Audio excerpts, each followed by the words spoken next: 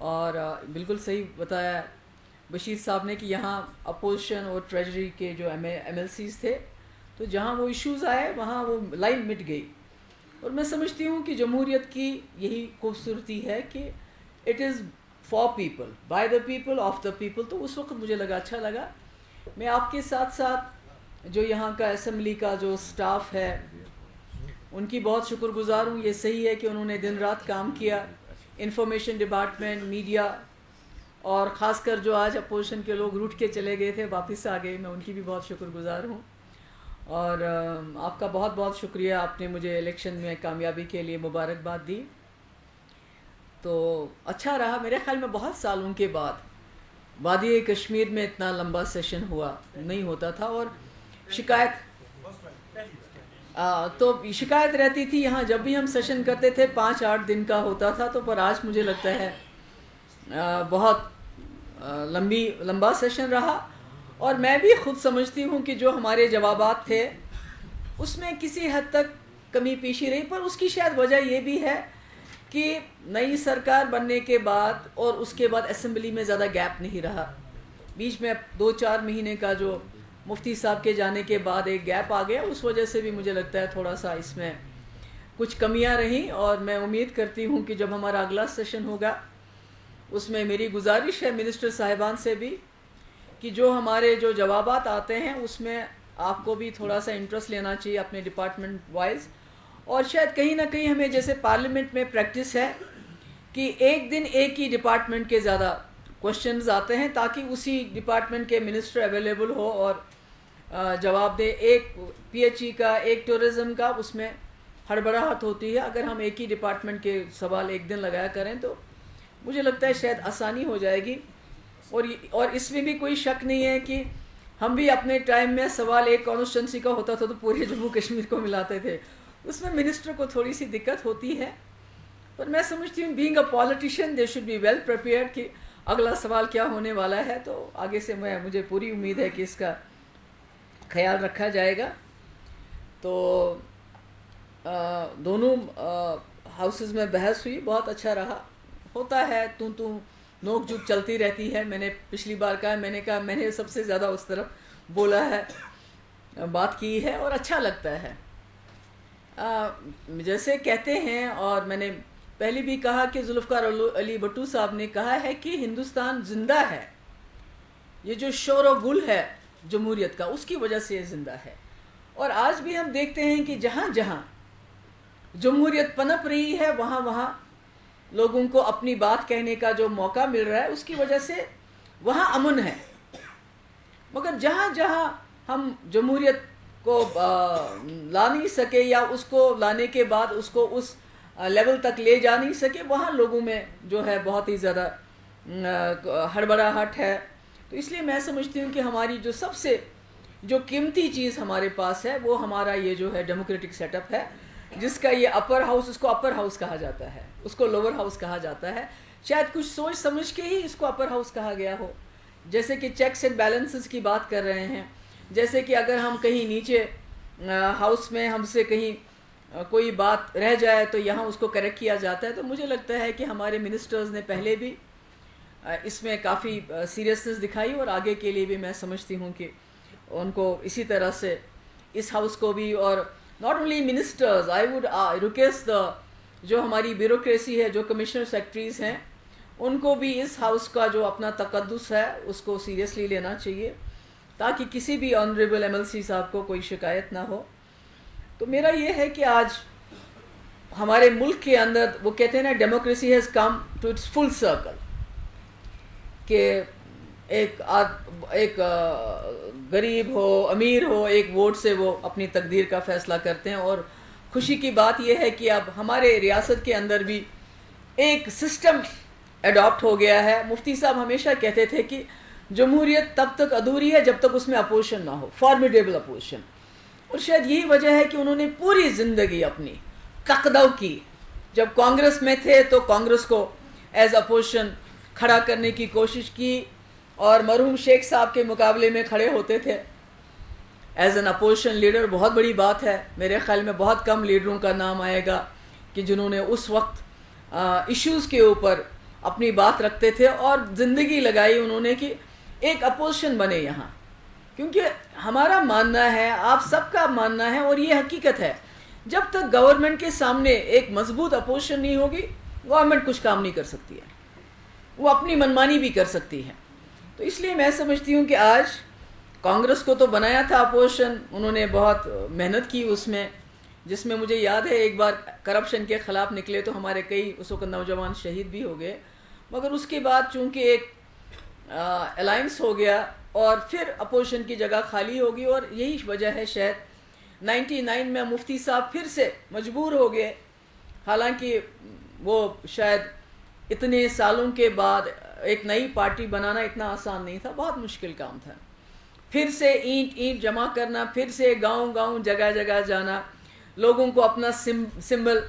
मुझे याद है कि जब 99 में मुफ्ती साहब ने एसपीडीपी कैंडिडेट इलेक्शन लड़ा तो कई जगह पे लोगों ने कहा जी हमने मुफ्ती साहब के हाथ को वोट डाला, क्योंकि काफ़ी लोगों को मालूम नहीं था कि उनका निशान कलम दवात है। तो मैं समझती हूँ आज मेरे वालिद की वो जो मेहनत थी, आज वो मुझे लगता है वो रंग लाई है कि आज यहाँ पर एक मजबूत सरकार के साथ साथ एक मजबूत अपोजिशन नेशनल कॉन्फ्रेंस और कांग्रेस की शक्ल में मुझे नज़र आ रही है, जो मैं समझती हूँ किसी भी जमहूरी निज़ाम को कामयाब करने के लिए बहुत ज़रूरी है।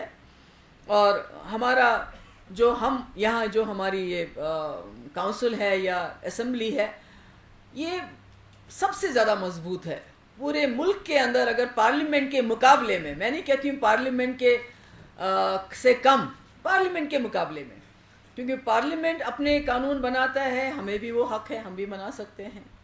तो ये जो पावर किसी और के पास नहीं है, मगर इसके साथ हमारी जिम्मेदारियां भी ज़्यादा हैं।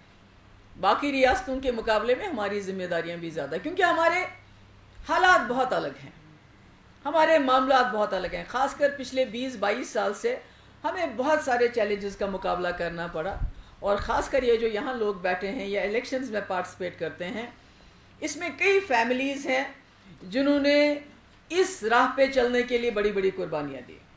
कई लोगों को, वर्कर्स हो, नेशनल कॉन्फ्रेंस के हो, कांग्रेस के हो, हमारे हो। मुझे याद है जब 98 का पार्लियामेंट इलेक्शन लड़ रहे थे हम, तो बीजेपी का एक कैंडिडेट था, हाँ बीजेपी का कैंडिडेट था। मैं भी कहीं से निकली मीटिंग करके, और जब वहाँ उधर सिरगफारा के पास, हाँ, जब ब्लास्ट हुआ, हाँ ब्लास्ट हुआ, तो वो जो कैंडिडेट था उसकी आंखें पेड़ के ऊपर लटक गई और जिस्म उसका नीचे था।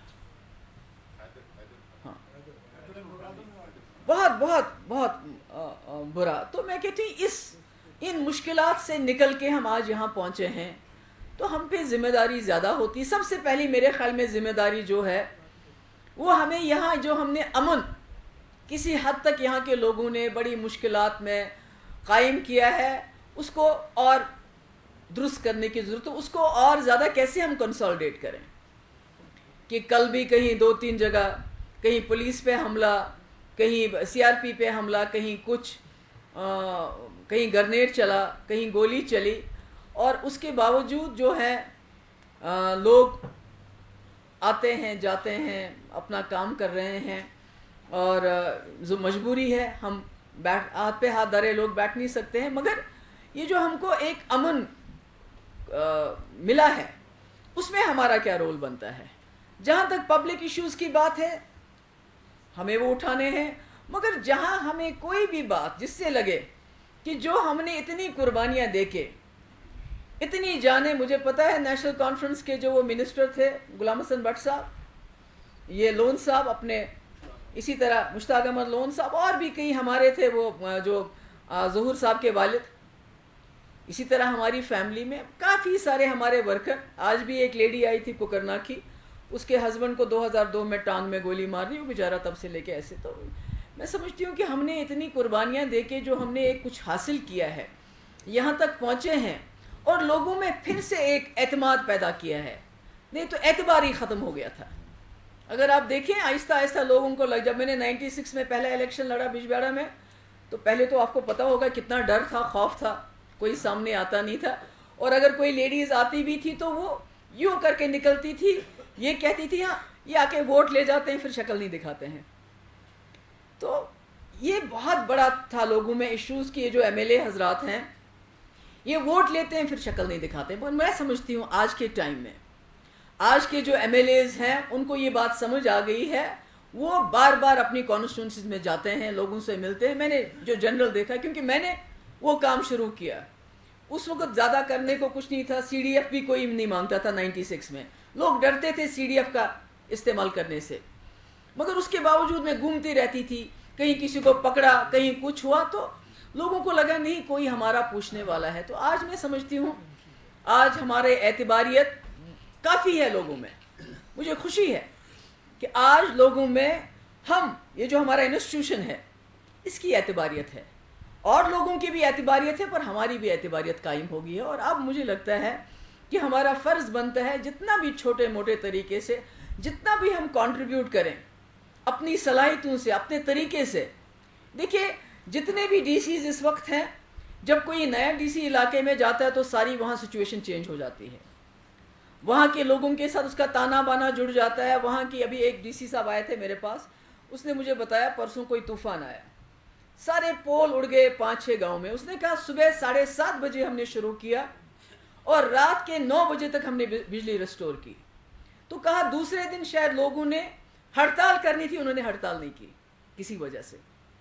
तो मैं समझती हूँ कि हम सब इंसान हैं, हमारा दिल है, तो अगर हम सब अपनी अपनी जगह, हमारे डीसीज काम करें, एसपीज काम करें, बाकी जो हमारे अफसर साहिबान, पर सबसे ज़्यादा काम हमारा है, because we are the leaders. हमने लीड करना है अपने जो हमारा तौर तरीका है, कैसे हम बात करें। मैं समझती हूँ कि वो बहुत ज़रूरी है, हमारा फ़र्ज़ है ये काम करना। बदकिस्मती से पिछले कई सालों से, 20-22 साल से, मैंने पहले भी कहा कि हमारा सारा निज़ाम बिगड़ गया है। हम खाली अफसरों को कसूरवार नहीं ठहरा सकते, पूरा सोसाइटी का निज़ाम ही ठप हो गया है। जिसको जो मिला, जो उसने उसको समझा माले गनीमत। कोई सड़क का टुकड़ा तो लगाओ इस पे पेड़, कोई दरिया तो लगाओ, ये हमारा कारोबार तो ये हमारी जगह होगी, कहीं कुछ। किसी को फंड्स आते थे, खर्च नहीं होते थे, खर्च हो गए। तो ये एक हमारा मिजाज ही ऐसा बन गया कि भाई जो मिलेगा, जो वटिया सो खटिया, या जो खटिया सो वटिया, जो खटिया सो वटिया। हाँ, सो ये एक हमारा एक मिजाज बन गया हर जगह, हर तबके में। इससे कोई तबका बाहर नहीं रहा। हम अपना फ़र्ज़ भूल गए। नमाज़ें आज हम ज़्यादा पढ़ते हैं, मस्जिदें हमने ज़्यादा बनाई, मंदिर हमने ज़्यादा बनाए, मगर जो असली फ़र्ज़ है कहीं ना कहीं वो हम उसको भूल गए कि हमारा फ़र्ज़ क्या है।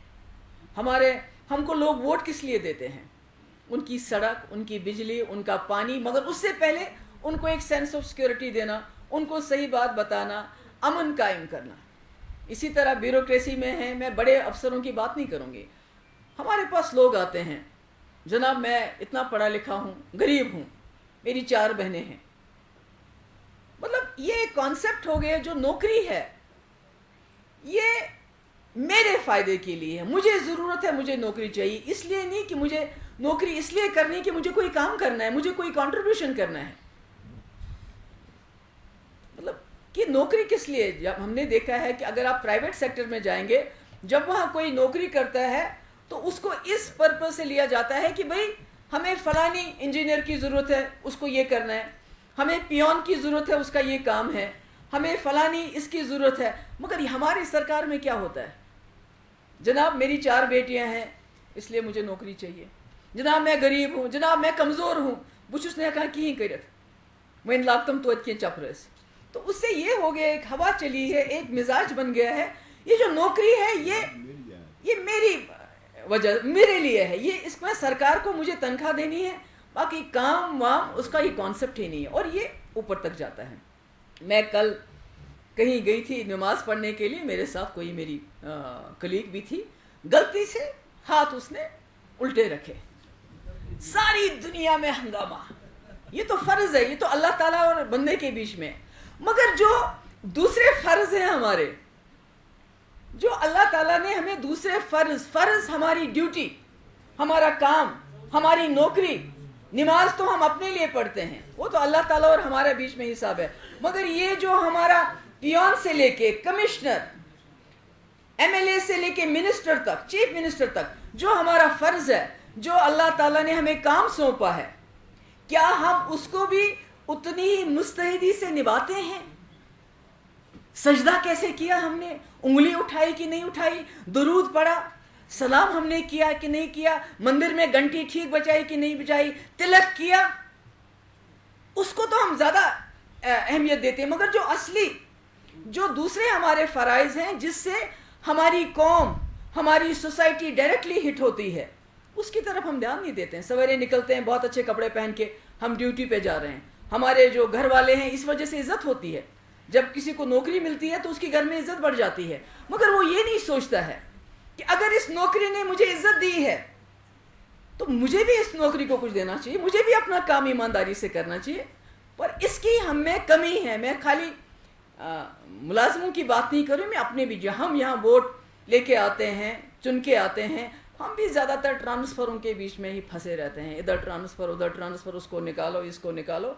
बेसिक जो हमारा मकसद होना चाहिए, सड़क है, बिजली है, पानी है, बाकी चीज़ें हैं, उसकी तरह हमारी तवज्जो कम जाती है। तो मेरी ये गुजारिश है कि अगर हमने जम्मू कश्मीर में को अब गुड गवर्नेंस में कहाँ से लाऊं, आसमान से लाऊं, कैसे लाऊं? जब तक हम सब लोग, आप लोगों को मॉनिटरिंग करनी चाहिए अपने इलाके में। ये जरूरी नहीं MLA MLC, आप काम तो देख सकते हो रहा है कि नहीं हो रहा है। अगर कोई स्कीम हमने अनाउंस की है, मैं जम्मू गई, दूसरी बार मैं गई वहाँ अभी हरी सिंह वो पार्क जो है, उससे पहले मैं अस्पताल गई। अस्पताल में मैंने देखा पहले से बेहतर है, पहले से सफाई बेहतर है। फिर मैंने खिड़की से देखा, खिड़की में जो अस्पताल का कंपाउंड है, दुनिया भर के पॉलिथीन और वहाँ गलाजत। मैंने वहाँ डॉक्टर साहब से पूछा, कहते क्या करें? खिड़की से जो है पेशेंट और उनके साथ जो आते हैं वो बाहर नीचे फेंकते। मैंने कहा अगर वो फेंकते हैं तो आप उठाते क्यों नहीं हैं? आपके जो अस्पताल का जो वो फंड होता है, HDFC, what do we call that, हाँ, उसमें इतने लोग रखे हैं हमने, कोई 500 पे 600 को देते हैं उनको, खुदा ना खास्ता 6-6 महीने के बाद, मगर काम कुछ नहीं। मतलब अस्पताल का कंपाउंड जहां मरीज ठीक होने को आता है, जब वही इतना गंदा हो तो फिर हम बाहर क्या कहेंगे? उसके बाद मैं गई वहाँ तवी पे जो पार्क है, वहाँ मैंने देखा बहुत अच्छा पार्क बन रहा है, मगर जब मैंने तवी के नीचे देखा दुनिया भर का जो पॉलिथीन गंद, वहाँ में ये क्या बात है? तो मेरा ये कहने का मतलब है कि हर चीज़ से हम अपना दामन झटक देते हैं। नहीं जी मैडम क्या करेंगे, ये नाले से आ रहा है, नाले से आ रहा है, तो भाई आपके पास इतने मुलाजिम हैं किस लिए हैं? यहाँ हमारे मुलाजिम हैं, मैंने सुना वो अपना जॉब सबलेट करते हैं। तिमंची दिवा म्यूनिसिपैलिटी में 20,000, वो 6,000 रुपये उन्होंने बिहारी को रखा है काम करने के लिए। This is what we have come to. ये हम नौकरी को समझते हैं, जो चीज़ हमें रिज़िक देती है उसको हमने इतना लाइटली लिया हुआ है। अभी भी एक अस्पताल के पास मेरे पास इंफॉर्मेशन आई, आई होप ये कमिश्नर हेल्थ इज दियर, रावलपोरा में कोई अस्पताल है, वहाँ कुछ नहीं होता है, जिनको काम नहीं करना होता अपनी अटैचमेंट वहाँ करवाते हैं, वहाँ मशीनें जानबूझ के वो ख़राब करके रखते हैं। ये तो अगर डॉक्टर्स, पैरामेडिकल स्टाफ, जिनको अल्लाह ताला के बाद माना जाता है ये शफा देने वाले हैं, अगर वो ऐसा करें तो फिर क्या होगा? तो मेरा ये है कि मेरी गुजारिश है कि अगर हम गुड गवर्नेंस की बात करते हैं तो उसमें सबका रोल बनता है, उसमें लेजिस्लेटर्स का रोल बनता है, उसमें ब्यूरोक्रेसी का रोल बनता है, उसमें मिनिस्टर्स का रोल बनता है, उसमें अवाम का रोल बनता है। अकेले हम कुछ नहीं कर पाएंगे। अकेले ये इतना भारी भरकम मामला है कि एक इंसान या एक जमात या एक सरकार इसको अकेला नहीं कर सकती। जब तक हम सब लोग इकट्ठे ना हो जाएं, मीडिया का बहुत अहम रोल है। मैंने बार बार कहा कि ये कभी कभी जो बात हम लोग के लिए करने के लिए बहुत मुश्किल होती है, जब ये कहते हैं तो हमें उसमें मौका मिलता है वो काम करने का। हम कहते हैं अब मीडिया में आ गए, अब क्या करेंगे? कभी किसी के बारे में करप्शन का बहुत बड़ा चार्ज होता है, बड़े पुल्स एंड प्रेशर्स आते हैं, पर जब अखबार में आता है तो हमें लेना पड़ता है, और उस हिसाब से we are thankful to them. और मीडिया ने भी कितनी कुर्बानियाँ दी, इन हालात में कितनी कुर्बानियाँ दी। तो मैं समझती हूँ हम सब लोगों ने इस सिचुएशन को आज यहाँ तक लाने में बहुत मेहनत लगी है, बहुत कुर्बानियाँ दिए हैं, पॉलिटिकल लीडर्स ने दिए हैं, मीडिया ने दिए, यहाँ के लोगों ने दिए हैं, पुलिस, सिक्योरिटी फोर्सेस। तो अब हमने इस चीज़ को बचाने की कोशिश करनी चाहिए और इसको आगे ले जाने की। डेवलपमेंट कैसे होगी? मुझे ये खाम ख्याल था, कुछ दिन तक पहले मैं सोचती थी कि हमारा कश्मीर में तो हमारे हालात ख़राब होते हैं, रोज़ कोई ना कोई किसी न किसी बात पे हड़ताल की कॉल देते हैं। अगर अल्लाह ताला का रहम और करम होता है, रिटेलिएशन में कहीं कोई सिविलियन नहीं मारा जाता, अल्लाह ताला का करम होता है, तो फिर कहीं से याद करते हैं, ओ सैनिक कॉलोनी तो दे दो हड़ताल की कॉल। फिर पंडित कॉलोनी याद आती है। जब लगता है कि कहीं पर अटैक होने के बाद फॉर्चुनेटली रिटेलिएशन में कोई खुदा ना खास्ता ऐसी कैजुअलिटी नहीं हुई, तो फिर सोचते हैं अब आज किस पे हड़ताल की कॉल दी जाए। तो कोई पीछे से निकालते हैं बात, जिसकी वजह से हमारी मईशत जो है उस पर काफ़ी असर होता है। तो मैंने सोचा कश्मीर में हमारे पास वर्किंग सीज़न कम होता है, हड़ताल होती है, हालात होता है, पथराव होता है, तो शायद यहाँ हम कहीं ना कहीं काम में पिछड़े रहते हैं। मगर जम्मू का हाल भी ऐसे ही बदतर है, जहाँ 12 महीने काम होना चाहिए, जहाँ आपको पत्थर की कोई प्रॉब्लम नहीं है, वहाँ भी काम जो है जब तक आप पीछे ना पड़ो किसी चीज़ के, बहुत सुस्त रफ्तारी से काम होता है। आज मुझे एक ही सिल्वर लाइनिंग जो सबसे अच्छी नज़र आ रही है, जो इस वक्त हमारे जितने भी डिविजनल कमिश्नर्स हैं वो बहुत ही मुस्तैदी से काम कर रहे हैं। और मैं इसके साथ जो हमारे कमिश्नर सेक्रेटरीज़ हैं, मैं ये बताना चाहती हूँ कि तकरीबन शायद ही कोई ऐसा दिन होगा जब मैं किसी न किसी कमिश्नर सेक्रेटरी को बुला के उनका हिसाब किताब, जब हमने वेंडर्स को शिफ्ट करना था तो मैं आपको बता दूं, क्योंकि हमारे बड़े से लेके छोटे अफसर श्रीनगर की गलियों में घूम रहे थे, इसको कहाँ रखना है, पार्किंग कहाँ करनी है, यह कहाँ करनी है। तो अफसरों ने भी काम करना शुरू किया है इस वक्त अच्छी तरह से। शायद उनका भी ये होता है कि जब आप डायरेक्शन दोगे काम करेंगे। कमिश्नर सेक्रेटरी हमारे सारे चश्मे-शाही से तकरीबन निकल के अब बस्तियों में रहते हैं, जो बहुत अच्छी बात है। वहाँ जाते हैं, इनको भी उनकी प्रॉब्लम्स नज़र आती हैं। हालांकि बहुत मुश्किल है इनके लिए, आसान नहीं है, कहना बड़ा आसान है, मगर उसके बावजूद जब मैंने इनसे रिक्वेस्ट की, मैंने कहा आप आइए, आप इतनी अपनी ज़िंदगी का बेहतरीन हिस्सा यहाँ गुजारते हैं, मगर कश्मीरी जानता ही नहीं मेरा कमिश्नर कौन है, उसने आपको देखा नहीं है, मुश्किल से सेक्रेटरीट में आपके पास नहीं पहुँचता है, वो अपने MLA के पास पहुँचता है या नीचे कश्मीरी अफसर तक पहुँचता है, आप तक उसकी पहुँच नहीं है। इसलिए आप जाके उनके बीच में रहिए, उनको बताइए कितना काम करते हैं आप, क्योंकि आफ्टर ऑल जो हमारा काम होता है, जब तक इनका हाथ उस पर ना हो तो क्या काम हो सकता है। बड़ी बड़ी जाते हैं, दिल्ली जाते हैं, वहाँ स्कीम्स लाते हैं, बाकी पैसा लाते हैं, जहाँ हम लोग काम नहीं कर पाते हैं वहाँ ये लोग जाते हैं। तो मुझे लगता है कि हमने एक कोशिश की है, हमने एक सिस्टम को रेल पे लाने की, उसमें हमें आपकी इसलिए ज़रूरत है कि मॉनिटरिंग, आपको भी मॉनिटरिंग करना चाहिए, आपको बताना चाहिए इसमें कहीं ना कहीं कि फ़लानी ब्रिज आपने शुरू किया, क्योंकि हम जब बोलते हैं कहते हैं जी काम चल रहा है, आधा हो गया है, पर जब आधा देखते हैं तो वहाँ शायद आधे का चौथा हिस्सा भी नहीं होता है, because there is no monitoring. अगर MLCs हैं, MLAs हैं, अपने इलाके के कामों को देखेंगे कहाँ क्या, तो कहीं ना कहीं सरकार की नोटिस में लाएंगे तो we can do it in a better manner. क्योंकि हम अब तो हमने डेडलाइन सेट की हैं, चाहे मेडिकल कॉलेज बनाना हो, चाहे ब्रिज बनाना हो, चाहे कोई और चीज़ बनानी, कोई भी बिल्डिंग बनानी हो, उसका हमने टाइम पीरियड सेट किया है। अगर वो इस टाइम पीरियड में नहीं काम मुकम्मल करते हैं तो पेनल्टी जो है वो उसको देनी पड़ेगी ठेकेदार को, अदरवाइज़ पेनल्टी सरकार को देनी पड़ती, वो रेट बढ़ाता है। तो इसलिए मुझे उम्मीद है कि हम इस काम को ज़्यादा तेज़ी से कर सकते हैं। और दूसरा ये कि जहाँ हमें कश्मीर में ये प्रॉब्लम होती है, हमारी मिलिटेंसी की प्रॉब्लम है, उस वजह से तकलीफ़ होती है, वहाँ जम्मू में बहुत सारे कुछ अनसर निकले हैं जो कोशिश करते हैं सिचुएशन को क्रिमिनलाइज करने की।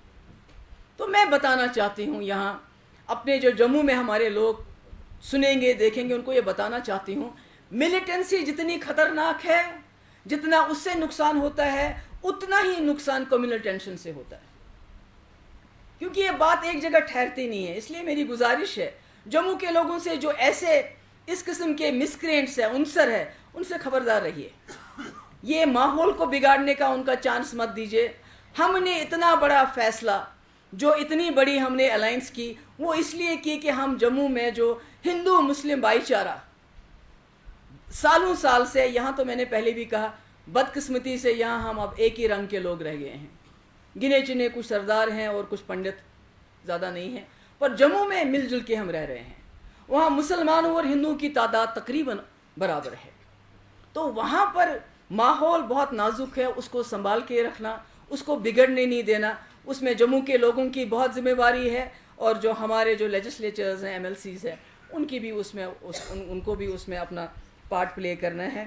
तो मैं आज मुझे लगता है कि इसका असेंबली का काउंसिल का आखिरी दिन है और मैं दोबारा से आपका शुक्रिया अदा करना चाहती हूँ और एक बार फिर यहाँ जो हमारी ब्यूरोक्रेसी, और मैंने पहले भी कहा, मैं दोबारा दोहराना नहीं चाहती, चाहे लेजिस्लेचर हो, चाहे मिनिस्टर हो, चाहे अफसर हो, अपनी पर्सनल लाइफ और प्राइवेट लाइफ, पर्सनल लाइफ और जो पब्लिक लाइफ, इसको अलग रखिए। Please don't do it. आपकी पर्सनल लाइफ पर्सनल होनी चाहिए और पब्लिक में, क्योंकि ये अच्छी बात नहीं है, ये बातें बाहर नहीं आनी चाहिए। This will not be tolerated in future, क्योंकि इससे सारा जो सिस्टम है वो ख़राब हो जाता है।